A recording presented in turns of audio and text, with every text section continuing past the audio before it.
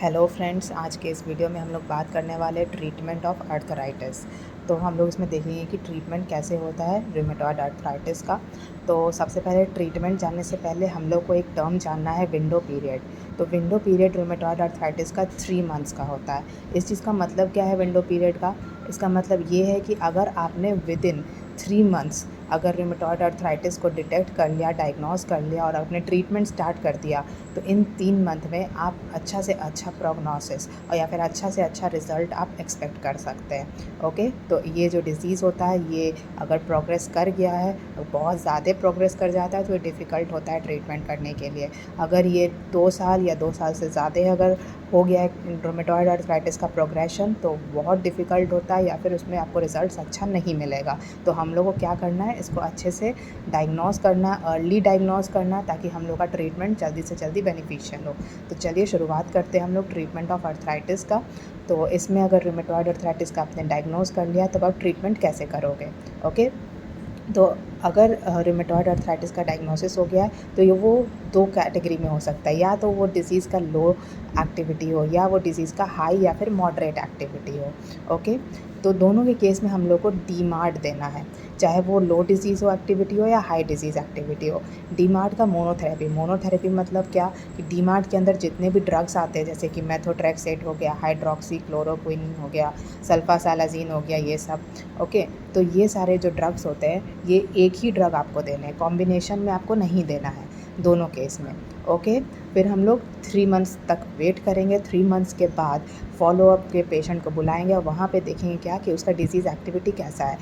फिर अगर वो डिज़ीज़ एक्टिविटी ठीक हो रहा है, तो हम लोग कंटिन्यू करेंगे मोनोथेरेपी के साथ ही। अगर वो डिज़ीज़ एक्टिविटी ठीक नहीं हुआ, या फिर कम नहीं हुआ, या वो ठीक नहीं हुआ, तो वो मॉडरेट में जा सकता है, हाई में जा सकता है। तो उस केस में हम लोग कंबाइन कर देंगे डीमार्ट को। यहाँ पे हम लोग मोनोथेरेपी दे रहे थे, यहाँ पे कॉम्बिनेशन में देंगे, मतलब एक डीमार्ट से के साथ और भी डीमार्ट्स हम लोग दे सकते हैं। ओके, और साथ ही साथ टीएनएफ इनहिबिटर्स देंगे, या फिर नॉन टीएनएफ इनहिबिटर्स में आपका आ गया बायोलॉजिकल और मेथोट्रेक्सेट आ गया।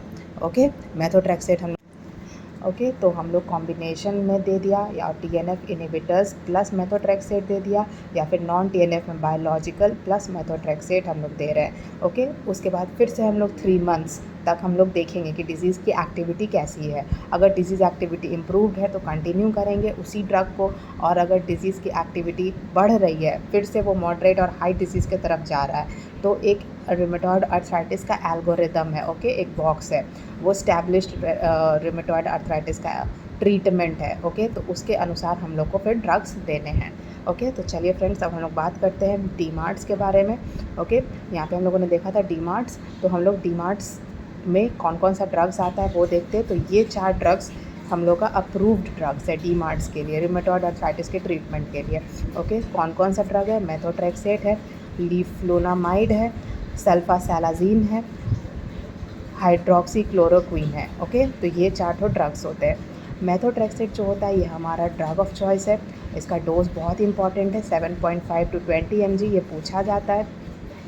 ये डोज याद होने चाहिए। और क्या करता है ये इनहिबिट करता है डाईहाइड्रोफोलेट रिडक्टेज को। ये कौन सा एंजाइम है? तो ये वो एंजाइम है जो फॉलिक एसिड के फॉर्मेशन में हेल्प करता है। अगर ये एंजाइम ना हो तो फॉलिक एसिड का फॉर्मेशन नहीं होगा। ओके, ये फॉलिक एसिड फॉर्मेशन के पाथवे का ये एंजाइम होता है। तो ये इसका साइड इफ़ेक्ट है। अगर ये इनहिबिट हो रहा है एंजाइम, तो जाहिर सा बात है कि फॉलिक एसिड का प्रोडक्शन नहीं होगा। तो जब भी हम मेथोट्रेक्सेट देते हैं, साथ ही साथ फॉलिक एसिड की टैबलेट्स भी देते हैं, ताकि बॉडी में फॉलिक एसिड की डेफिशिएंसी ना हो। ओके, और मेथोट्रेक्सेट का साइड इफ़ेक्ट क्या चीज़ है? ये साइटोपनिया करता है, मतलब काउंट्स के, सेल के काउंट्स को वो कम कर देता है। म्यूकोसाइटिस कर सकता है। ओके, हाइपर सेंसिटिविटी मतलब रिएक्शन जो होता है बॉडी में, वो इंक्रीज़ कर सकता है, या फिर लिवर एंजाइम्स को भी वो इंक्रीज़ कर सकता है। ओके, तो ये है इसका साइड इफ़ेक्ट्स। नेक्स्ट आता है लीफ्लुनोमाइड। ओके, ये डाईहाइड्रोऑर्टेट डिहाइड्रोजनेज एंजाइम है, इनहिबिटर है। ओके, तो ये इस एंजाइम को इनहिबिट करता है। और इसका साइड इफ़ेक्ट हेपेटोटॉक्सिसिटी है। मोस्ट ऑफ द ड्रग्स का साइड इफ़ेक्ट हेपेटोटॉक्सिसिटी ही होता है। यहाँ पे भी हम लोगों ने देखा लिवर एंजाइम यहाँ पे रेज होता है, ठीक है, तो लिवर पे कुछ ना कुछ इफेक्ट होता ही है। ओके, नेक्स्ट आता है हमारा सल्फासैलाजीन। ये बोन मैरो को डिप्रेशन करता है, G6PD का डेफिशिएंसी करा देता है। तो हर एक एंजाइम आप याद कर लो, G6PD डेफिशिएंसी कौन कराता है? सल्फासैलाजीन कराता है। डाईहाइड्रोऑर्टेट डिहाइड्रोजनेज एंजाइम इनहिबिटर कौन है? लिफ्लुनोमाइड है। और यहाँ पे डाईहाइड्रोफोलेट रिडक्टेज कौन सा है? मेथोट्रेक्सेट है। ओके, ये सब एंजाइम्स के डेफिशिएंसी कराता है। ये MCQs में पूछा जा सकता है। ओके, फिर है हाइड्रोक्सी क्लोरोक्विन, ये तो आप जानते ही हो। ओके, तो ये हमारा डीमार्ट्स कंप्लीट हो जाता है। नेक्स्ट जो सेकंड ड्रग हम लोग जो देते हैं, जो कि कॉम्बिनेशन में या तो हम लोग मेथोट्रेक्सेट के साथ देंगे, या फिर डीमार्ट का कॉम्बिनेशन दे सकते हैं, या फिर मेथोट्रेक्सेट और बायोलॉजिकल देंगे। ये कब हम लोग देंगे? ये जब हमारा जो डीमार्ट है अगर ये काम नहीं किया, ये वर्क नहीं किया, पेशेंट रेमिशन की तरफ नहीं गया, तब हम लोग सेकेंड ड्रग्स देंगे। तो हमारा नेक्स्ट ड्रग है बायोलॉजिकल एजेंट्स। ओके, तो बायोलॉजिकल एजेंट्स और कॉम्बिनेशन विथ मेथोट्रेक्सेट हम लोग को देना है, ठीक है। तो बायोलॉजिकल एजेंट्स में कौन कौन से ड्रग्स आते हैं? तो एंटी TNF, एंटी इंटरल्यूकिन 1 और एंटी इंटरल्यूकिन 6। ओके, तो ये वही ड्रग्स है जो कि साइटोकाइंस वगैरह को फॉर्मेशन कर रहा है। तो ये वो ड्रग्स है जो साइटोकाइंस वगैरह को इनहिबिट करेगा, फॉर्मेशन करने से रोकेगा। तो इसलिए हम लोग ये सारे ड्रग्स यूज़ करते हैं।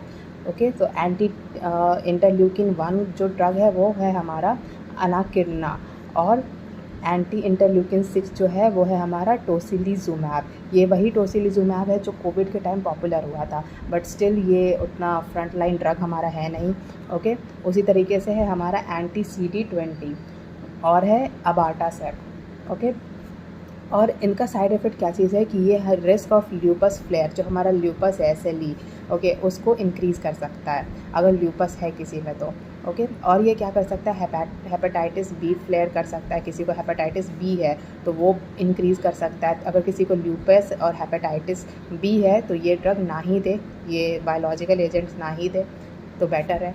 और साथ ही साथ वो TB को रीएक्टिवेशन कर सकता है।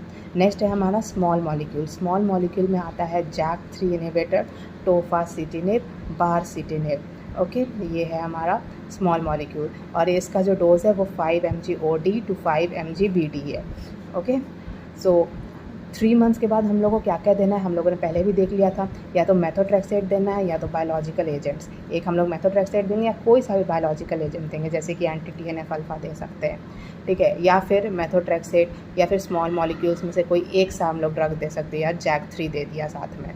ओके, तो इस केस में क्या चीज़ इंपॉर्टेंट है कि आपका अर्ली डायग्नोसिस होना चाहिए और अर्ली ट्रीटमेंट होना चाहिए।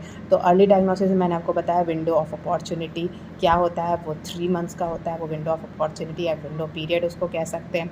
ओके, और अगर कोई सा भी अर्थराइटिस है, कोई सा भी अनडिफरेंट, ज़रूरी नहीं कि वो रूमेटॉइड अर्थराइटिस ही हो। मैंने पहले ही वीडियो में आपसे बात की थी कि अर्थराइटिस इन्फ्लेमेटरी और नॉन इन्फ्लेमेटरी कोई सा भी हो सकता है। इन्फ्लेमेटरी का एक टाइप है, सब टाइप है आपका रूमेटॉइड अर्थराइटिस। तो 1/3 ऑफ कोई सा भी arthritis, any arthritis can progress to rheumatoid arthritis. तो आपको ध्यान रखना है कि अगर किसी बंदे को अर्थराइटिस पहले से है तो वो रूमेटॉइड अर्थराइटिस में ना डेवलप कर सके।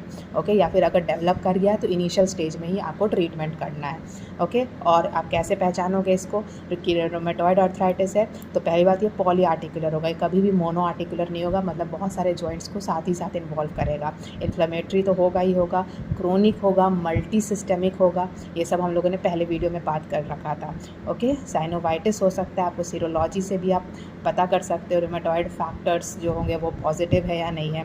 मॉर्निंग स्टिफनेस ये पाया जाता है। मॉर्निंग स्टिफनेस का मतलब ये है कि आप रेस्ट अगर कर रहे हो तो रेस्ट के साथ वो डिज़ीज़ का प्रोग्रेशन हो रहा है, डिज़ीज़ का एक्टिविटी बढ़ रहा है, लेकिन अगर आप काम कर रहे हो तो वो प्रोग्रेशन कम जा रहा है। ओके, तो मॉर्निंग स्टिफनेस सुबह सुबह दिखता है जब बंदा सोया हुआ रहता है, तो वो रेस्ट में है एक तरीके से। तो जब वो उठता है तो उसके जॉइंट्स में पेन होने लगता है, और ये कब तक पेन हो सकता है? 45 मिनट्स तक पेन हो सकता है। और जब वो इंसान काम करने लग जाएगा तो उसका पेन जो होगा वो कम हो जाएगा, इन्फ्लेमेशन भी कम होगा, पेन भी कम होगा। ओके, और साथ ही साथ और कैसे डायग्नोसिस कर सकते हैं? तो ESR वगैरह हम लोग देखेंगे, ESR रेज्ड होगा, CRP सी रिएक्टिव प्रोटीन ये सब इंक्रीज रहेगा, रूमेटॉइड फैक्टर इंक्रीज रहेगा, ये सारा डायग्नोसिस में हम लोग को हेल्प कर सकता है। ओके, और एक और इम्पॉर्टेंट चीज़ क्या है कि लंबर स्पाइन कभी भी इन्वॉल्व नहीं होगा। हम लोगों ने देखा था क्या कि ये एक्सल स्केलेटन को कभी भी इन्वॉल्व नहीं करता है, मतलब पेशेंट को कभी भी बैक पेन नहीं होगा। ओके, और हमेशा C1 और C2 जो जॉइंट है वो अफेक्टेड होता है। ओलेग्रेनॉन प्रोसेस इरोजन की तरफ जाता है, जिसकी वजह से क्वाड्रिप्लेजिया हम लोग को देखने को मिलता है। ये सारा चीज़ है। ओके, और यहाँ पे एक इम्पॉर्टेंट चीज़ है, एनसेड्स जो है, एनसेड्स का कोई रोल नहीं है। एनसेड्स जो होता है हमारा पेन के लिए होता है, इन्फ्लेमेशन के लिए होता है, तो यहाँ ध्यान रखना कि इसका कोई खास रोल नहीं है। ग्लूकोकॉर्टिकॉइड्स का थोड़ा मोड़ा रोल है, ये एक ब्रिज थेरेपी की तरह काम करता है। ओके, ये हम लोग कब यूज़ कर सकते हैं? ये जब किसी को क्रोनिक इन्फ्लेमेटरी सिमेट्रिकल पॉलीआर्थराइटिस है। सिमेट्रिकल का मतलब दोनों लिम्ब जॉइंट्स, जो हमारा नी जॉइंट है मान के चलो कि वो इन्वॉल्व है, दोनों साइड का हमारा PIP DIP जॉइंट्स अगर इन्वॉल्व है, उस समय हमारा ग्लूकोकॉर्टिकॉइड्स इंक्रीज़ होगा। तो फ्रेंड्स, हमारा रूमेटॉइड